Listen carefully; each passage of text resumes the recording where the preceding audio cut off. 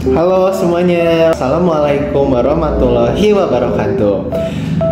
Perkenalkan, nama aku Muhammad Rehan Hafiz. Di video kali ini aku mau bahas tentang perbandingan antara PAUD di Korea dan di Indonesia. Gak jarang juga nih, kita kan sering tahu ya kalau Korea Selatan itu salah satu negara dengan pendidikan terbaik di dunia.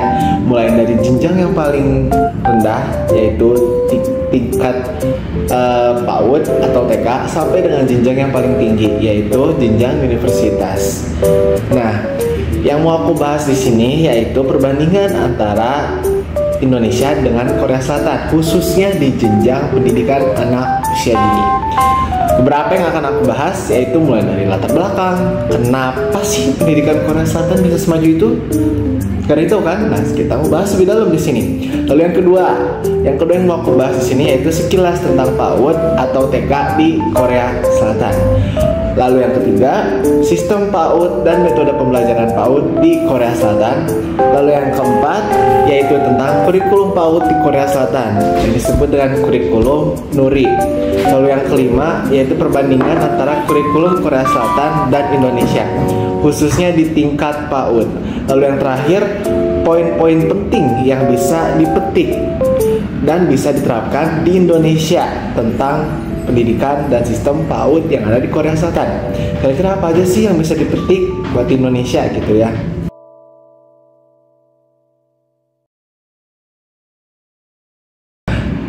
Sekarang kita bakal bahas yang pertama dulu, yaitu latar belakang. Kenapa sih pendidikan Korea Selatan bisa semaju itu?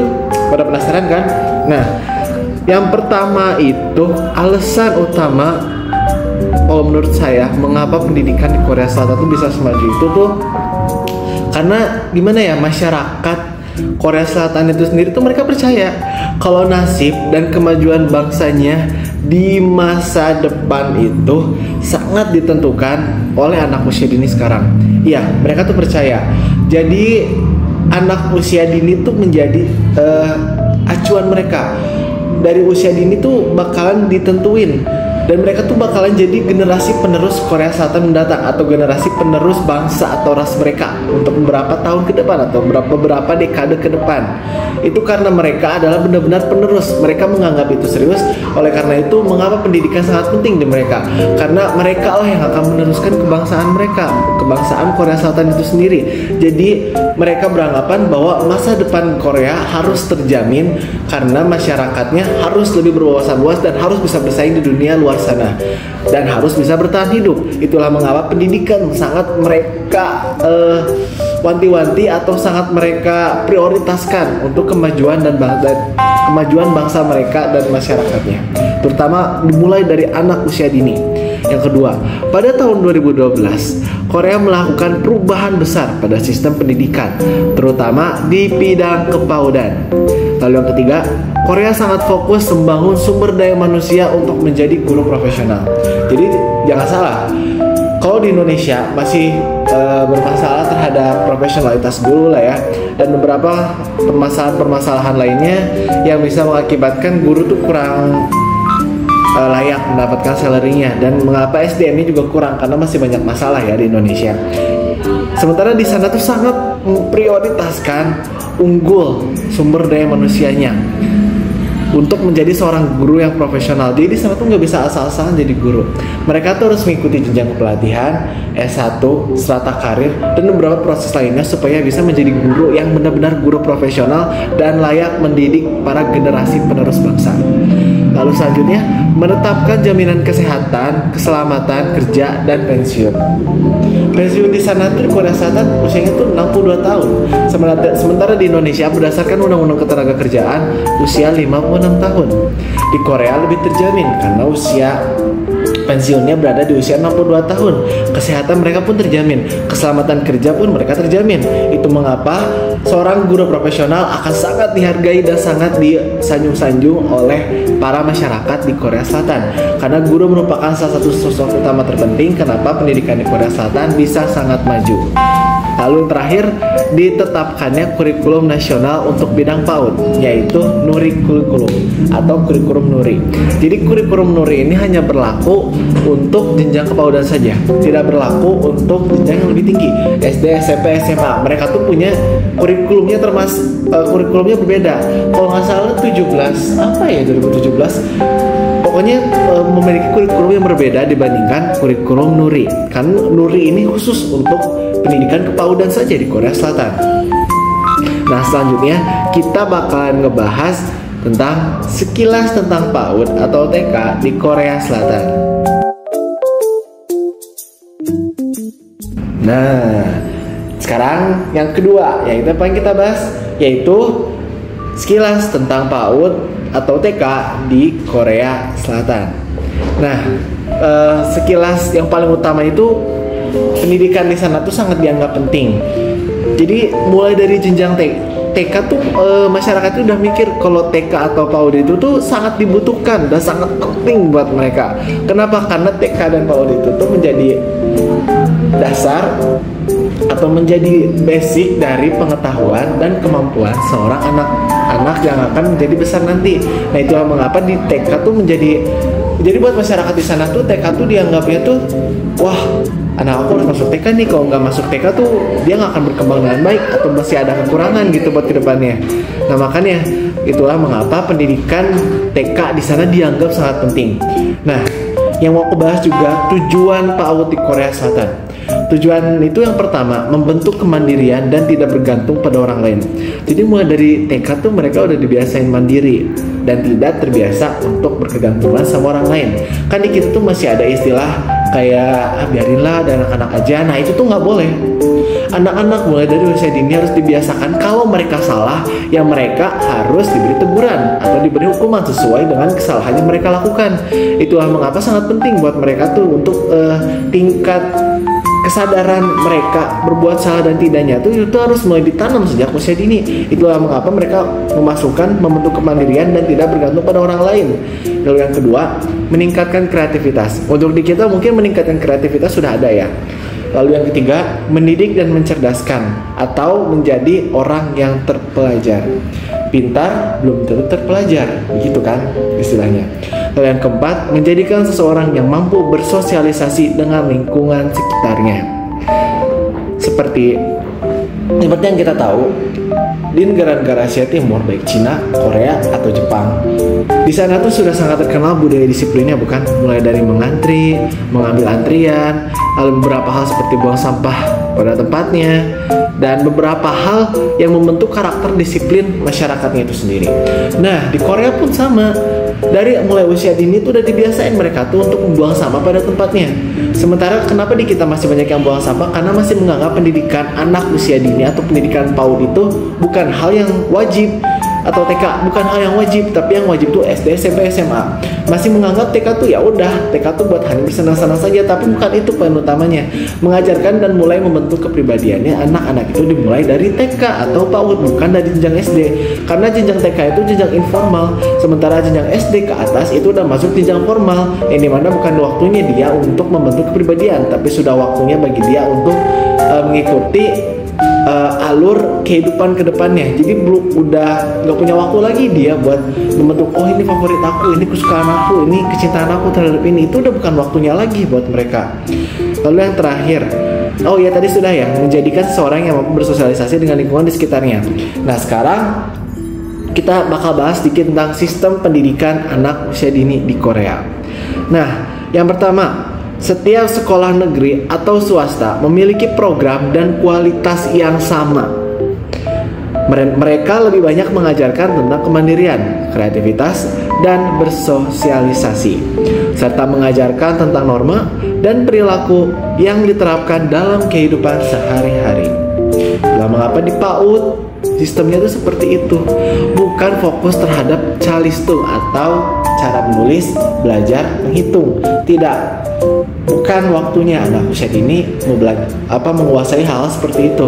Tapi di usia dini itu habis itu mereka tuh harus belajar norma dan perilaku yang harus diterapin di kehidupan sehari-hari, karena itu akan membentuk kepribadian mereka. Dasarnya tuh ada di situ. Nah, yang paling penting nih, setiap sekolah negeri atau swasta memiliki program dan kualitas yang sama. Gimana ya? Ginilah ya. Maksudnya tuh, kan kalau di Indonesia tuh ada klaster 1, klaster 2, klaster 3 atau SMA favorit, SD favorit dan sebagainya. Sementara di Korea Selatan nggak ada. Semua sekolah dari jenjang TK, SD, SMP, SMA tuh mereka sama. Jadi ibaratnya, kalau di Indonesia tuh, wah ini sekolah favorit. Sementara ini, kalau dia masuk ke sekolah sini sih nggak favorit. Jadi kesannya orang yang masuk sekolah di sini tuh pasti kesannya wah.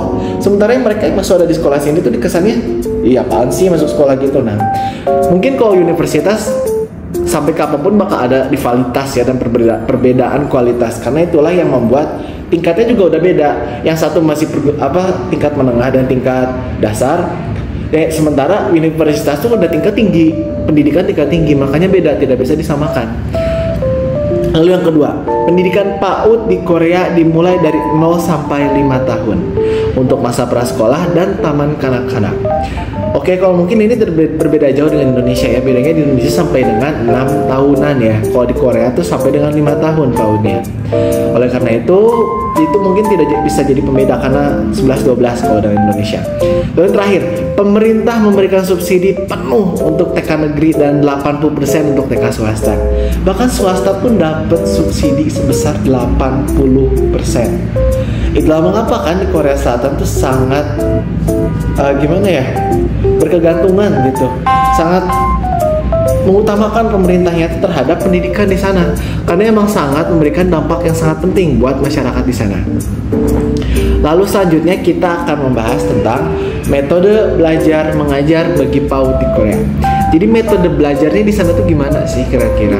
Yuk kita sistem dan bedah lebih lanjut. Tapi sebelum aku bahas, ada video yang mau aku tunjukin dulu kalian. Jangan lupa ya, tonton dulu videonya sampai selesai.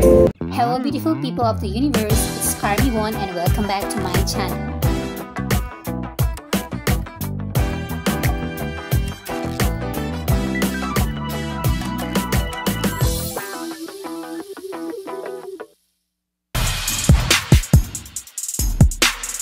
All about me, all about me, all about me, yeah.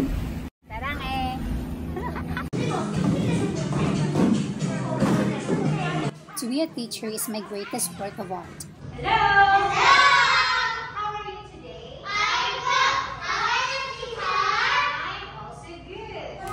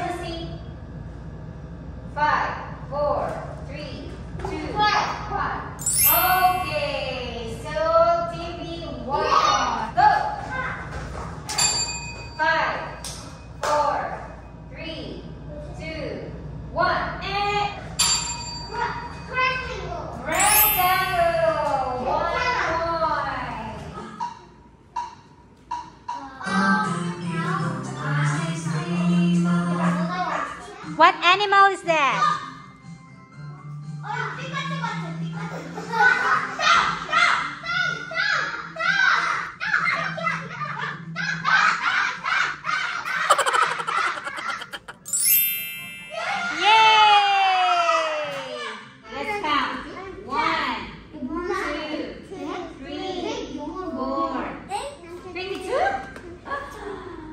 Teachers who love teaching teach children to love learning. Party!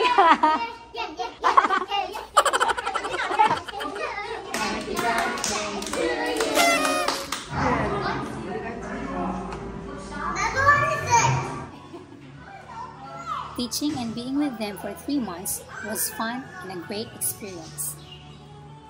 Thank you for watching. Please don't forget to like, share, subscribe, and hit the notification bell for you to be updated with my videos. Spread love, not hate. Nah, gimana?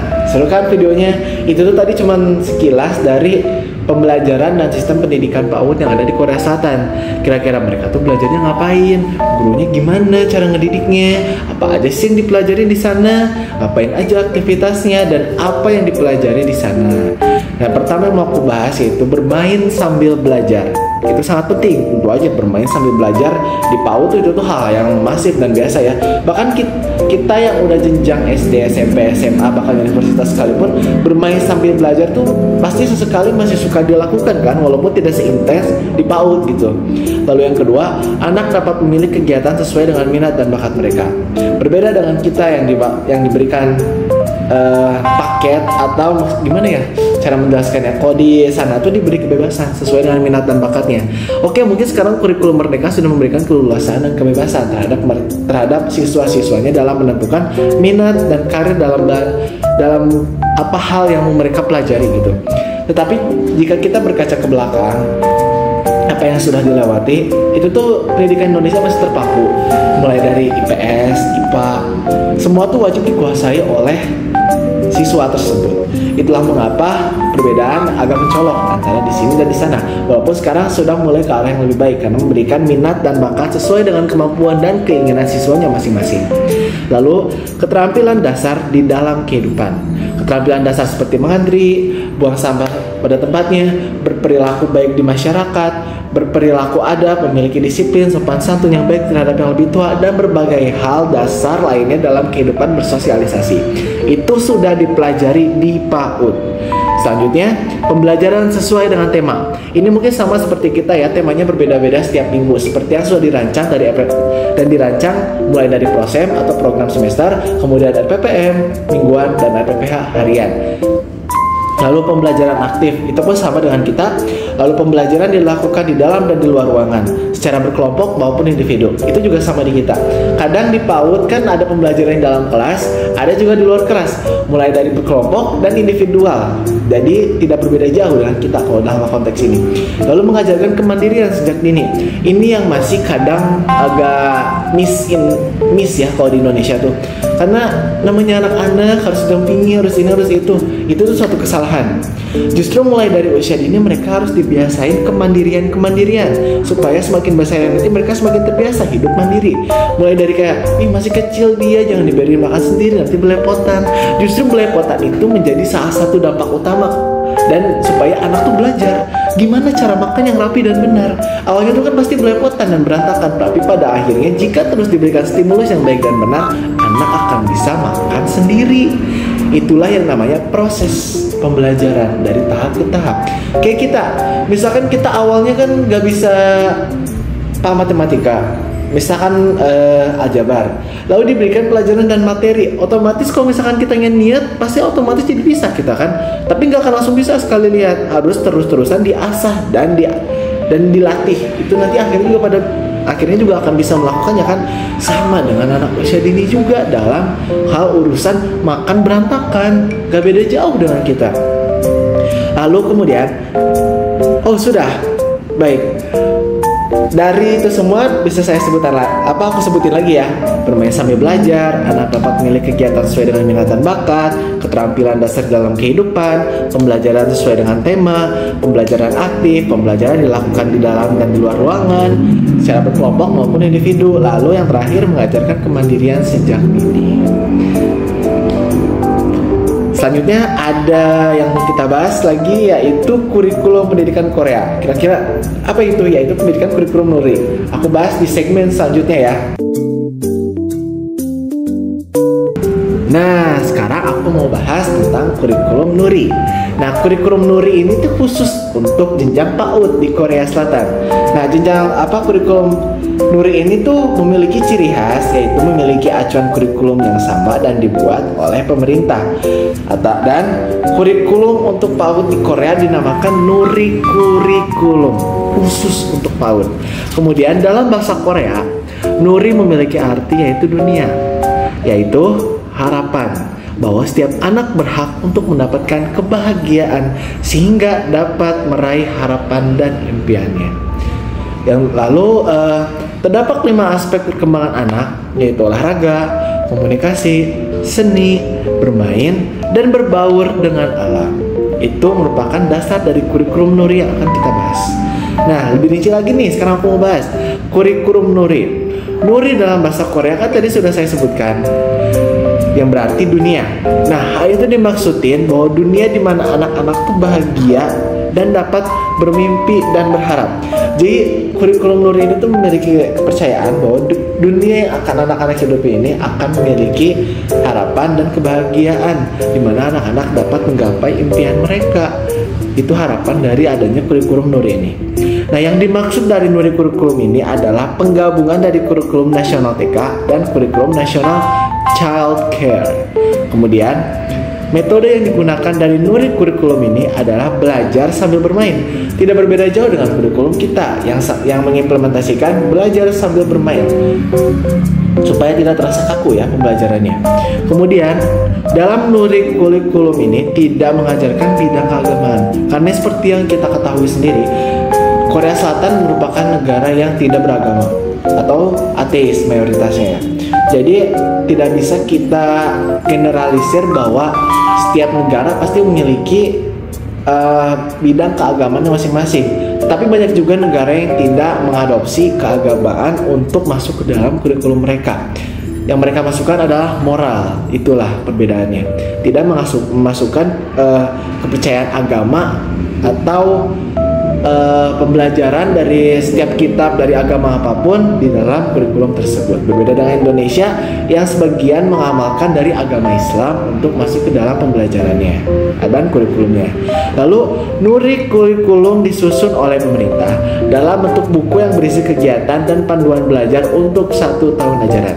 Jadi Nuri kurikulum itu disusunnya sama pemerintah dalam bentuk buku yang isinya tuh kegiatan, jadi dan beberapa panduan belajar buat 1 tahun ke depan. Dan guru mengikuti sistem yang udah diberikan oleh pemerintah itu. Tapi tetap guru juga memiliki hak untuk membuat pembelajarannya sendiri dan membentuk pembelajaran yang aktif dan benar menurut guru sesuai dengan asal patokannya masih sama, yaitu dari Nuri kurikulum dan tidak mengecoh ke kurikulum yang lain. Itulah mengapa kurikulum Nuri sangat penting. Nah, standar pencapaian dari kurikulum Nuri ini sendiri yaitu mengembangkan kemampuan fisik dan gaya hidup sehat. Kita tahu sendiri kalau Korea Selatan tuh sangat penting ya dan sangat menghargai orang-orang yang sehat dan suka berolahraga. Kehidupan sehat tuh sangat dipandang di sana seperti mukanya yang bersih, jarang orang yang tidak sehat badannya gitu. Kali sana tuh sangat memandang bersih gaya hidup. Kemudian berkomunikasi dengan baik, dapat menghargai diri sendiri dan orang lain, serta dapat bekerja sama, menstimulasi minat, bakat, dan kreativitas sehingga mereka memiliki pengalaman dalam bidang seni. Lalu yang terakhir, menumbuhkan rasa ingin tahu dan memiliki sifat saintifik dalam kehidupannya. Walaupun mereka tidak beragama, tetapi mereka tetap menanamkan nilai-nilai moral yang penting untuk masa depan para generasinya. Nah, sebelum itu ada video ini yang harus kalian lihat. Jangan lupa ya, ditonton dulu videonya. Setelah video kita bakal langsung bahas ke segmen selanjutnya, yaitu perbandingan antara kurikulum Korea Selatan dan Indonesia khususnya di PAUD. Ini yang kita tunggu-tunggu.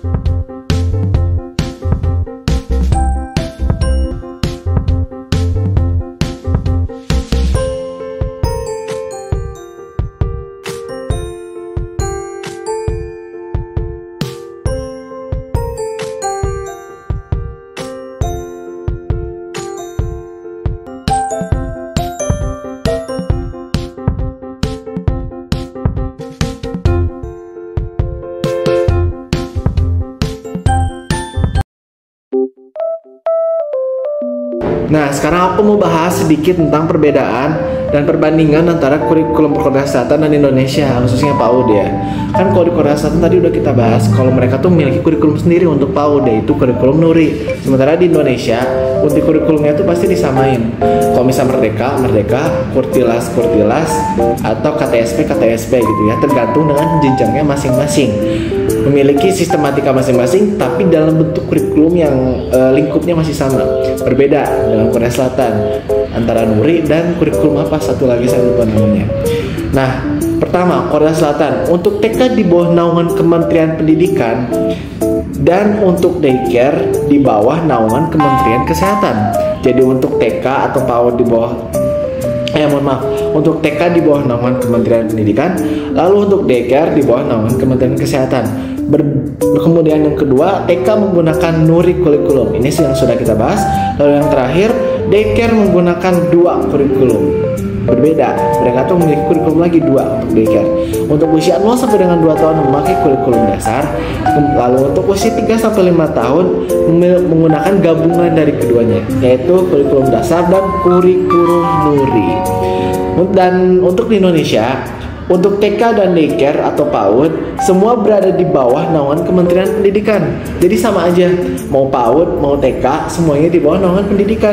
Berbeda dengan di sana, kalau PAUD atau daycare itu di bawah naungan Kementerian Kesehatan. Kalau di kita masuknya ke dalam Kementerian Pendidikan, dua-duanya sama. Nah, cuma kan kalau di Indonesia kan ada ya beberapa TK berbasis agama, baik itu TK khusus Kristen, TK khusus Islam, berada di bawah naungan Kementerian Agama yang menaungi agama yang mempelajari khusus agama gitu ya, TK-nya tuh. Berbedanya gitu seperti Korea Selatan dan di Indonesia. Lalu yang kedua, TK menggunakan kurikulum Nuri. Sementara di Indonesia, TK dan daycare sama-sama menggunakan kurikulum 2013 berupa peraturan 2013 atau Merdeka ya. Mulai dari peraturan pemerintah nomor 146 dan dikembangkan sesuai dengan kondisi sekolah masing-masing, sesuai dengan RPPH dan RPPM yang mereka buat. Lalu yang terakhir, daycare menggunakan 2 kurikulum. Nah, itulah bedanya. Itu aja yang jadi pembedanya. Jadi daycare dan TK tuh mereka memiliki kurikulum yang berbeda-beda, sementara di Indonesia sama aja, Kurtilas atau Merdeka, tergantung dengan situasi dan kondisi sekolah mereka masing-masing. Lalu yang terakhir, poin-poin penting apa aja yang bisa kita terapin di Indonesia pada sistem pendidikan PAUD yang ada di Korea Selatan? Kita bahas di segmen selanjutnya.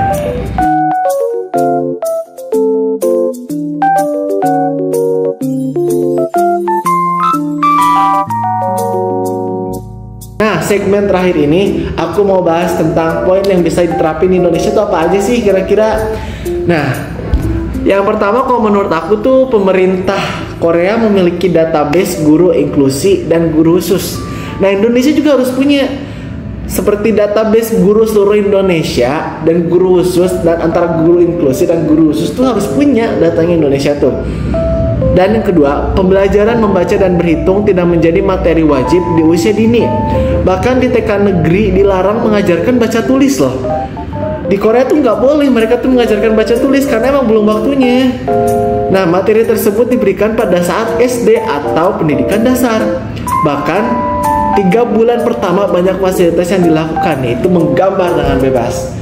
Itulah mengapa perbedaannya itu yang dapat diterapin di Indonesia, karena kita masih terlalu berfokus terhadap calistung dan tidak memberikan kebebasan anak untuk berekspresi sesuai dengan kemauan mereka. Lalu yang ketiga, visi TK bisa disederhanakan dalam memfokuskan pada kebahagiaan anak. Jangan fokus terhadap pendidikan saja, tapi fokus terhadap kebahagiaan anak. Lalu pengembangan keterampilan sosial anak dapat lebih difokuskan pada pengembangan perilaku kemandirian anak secara rutin dengan tetap mengacu pada STTPA pada Permendikbud 137 kalau misalkan masih mengacu pada Kurtilas atau kurikulum 13. Jika menggunakan Merdeka, penyesuaiannya akan disesuaikan dengan kurikulum masing-masing. Lalu merancang materi dan kegiatan yang tepat untuk kelas khusus orang tua atau parenting class dan memasukkan ke dalam program sekolah sehingga orang tua dapat mengetahui perkembangan anak di sekolah dan mengetahui kebutuhan dasar anak untuk mencapai tahap perkembangan yang lebih maksimal. Lalu yang terakhir, memanfaatkan kecanggihan teknologi untuk menginformasikan program pendidikan yang terbaik kepada orang tua dengan membuat aplikasi khusus. Jadi seperti membuat aplikasi khusus untuk antara orang tua dan murid.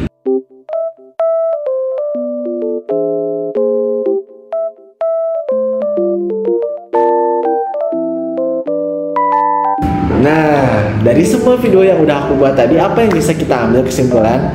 Kesimpulan yang paling penting yaitu adalah jelas pendidikan Korea Selatan lebih maju dari kita ya. Itu mah tidak perlu diraguin lagi karena memang perbedaannya agak signifikan kok antara Indonesia dan Korea Selatan gitu ya. Dari mulai meleknya masyarakat tentang pendidikan seberapa penting aja itu bisa kita lihat di Indonesia dan Korea Selatan. Di Indonesia masih ada yang menganggap kalau TK dan kuliah itu tidak penting. Nah, sementara di Korea Selatan orang yang kuliah tuh orang yang nggak kuliah tuh mereka akan merasa diri mereka rendah. Suka tidak suka, mau tidak mau itu diakui di Korea Selatan. Orang yang tidak memiliki lulusan S1 tuh dianggapnya iya apa sih lulusan SMA doang. Sementara di kita kan lulusan S1 tuh kesannya wah banget gitu ya. Nah, kalau di sana tuh lulusan S1 tuh biasa aja. Kayak lulusan SMA di sini. Masa di sana tuh lulusan SMA doang. Nah, gitu kan. Sementara kalau di kita lulusan SMA. Berbeda. Pandangan masyarakatnya juga sudah sangat berbeda. Itulah mengapa pendidikan di kita dan di mereka masih ada perbedaannya agak jauh ya.